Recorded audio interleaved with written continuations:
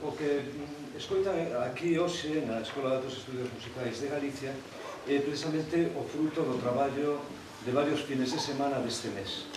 Entón, o primeiro que debo facer en este momento é agradecer aos profesores da Real Filarmonía que axudaron cos ensaios preparatorios, algún deles presentes aquí. É dicir, pero teño que facer público o agradecemento de todos nós a Nikolai Belikov, que ensaiou os violíns, a Tilman Kirke, que ensaiou a sección de violas, o profesor Plamen Vélez, que tamén está aquí, que fixo os ensaios parciais de chelos e de contrabaixos tamén Carlos Méndez, aquí presente na sala. Nos ventos traballou con nós un antigo alumno da escola, hoxe oboísta recoñecido en Alemania, que inicia a súa andaina como director de orquesta, que é Roberto Baltar, e cos ventos de metal traballou Javier Simó. Finalmente tamén para unha das obras de percusión que ten moita importancia a percusión, como é o caso de Ginastera e Guridio, traballou tamén Vicente Faus, que é o profesor de contrabaixo. A organización disto é moi complexo, porque aparte dos alumnos do CEI, da Escola de Altos Estudios Musicais, aquí temos os invitados con nos, nos dá unha gran alegría isto, pois estudiantes de música de Coruña, de Santiago, de Pontevedra e de Vigo.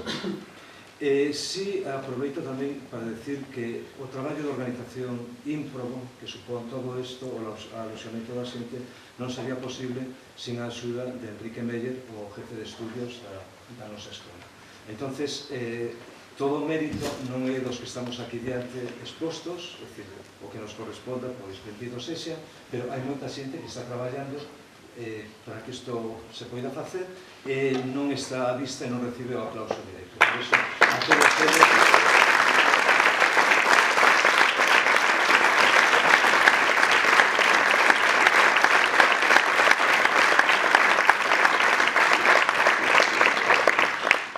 Para rematar a miña intervención falada, decirles que cando se creou a Real Filarmonía de Galicia se pensou que era imprescindible que a orquestra fora un servicio a todo o país e tamén ao ensino da música. Entón, eu estou moi contento de que podemos compartir a experiencia de vos músicos profesionais que tocan todas as semanas no Auditorio de Galicia e en outros sitios onde repiten concertos, onde, por exemplo, en Ferrol. É dicir, que toda esa experiencia está a disposición dos nosos músicos do futuro. Hai moito talento en Galicia, hai estudiantes que hai que apoiar moito, e creo que tamén como país temos que empezar a plantexarnos xa que imos a facer con toda esta xente con tanto talento dentro de 10 ou 15 anos, cando rematen os seus estudios, donde os vamos a colocar para que estén aquí en Galicia facendo boa música e moita beleza para todos nós. Isto será moi importante.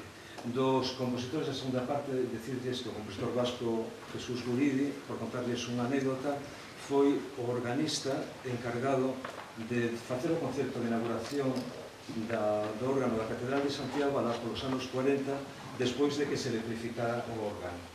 Era catedrático de órgano de Madrid e na súa música, na súa forma de orquestrar, poderán escoitar tamén os registros do órgano, é dicir, como compón un pouco, como busca os colores, como un organista que manexa varios teclados. De Ginastera, un gran compositor argentino, decirles que tivemos a suerte de telo de profesor en Santiago de Compostela fai moitos anos. Eu era os meus comezos de bacharelato cando foi invitado a dar o curso de composición nos cursos de música en Compostela, unha actividade que agora este verán vai cumplir xa 60 anos. É todo un milagro que dure tanto e que haxa tantos resultados. Con esta intervención darles as gracias por vir, que disfruten do noso traballo, da nosa música que facemos con todo cariño, con todo agarismo para todos vostedes, e non se olviden que aquí hai talento e que como país temos que plantexarnos que imos facer con toda esta xente nosa dentro de moi poucos anos. Queda esta encomenda para todos. Si non, yo recordaré cando me deixen falar outra vez. Moitas gracias.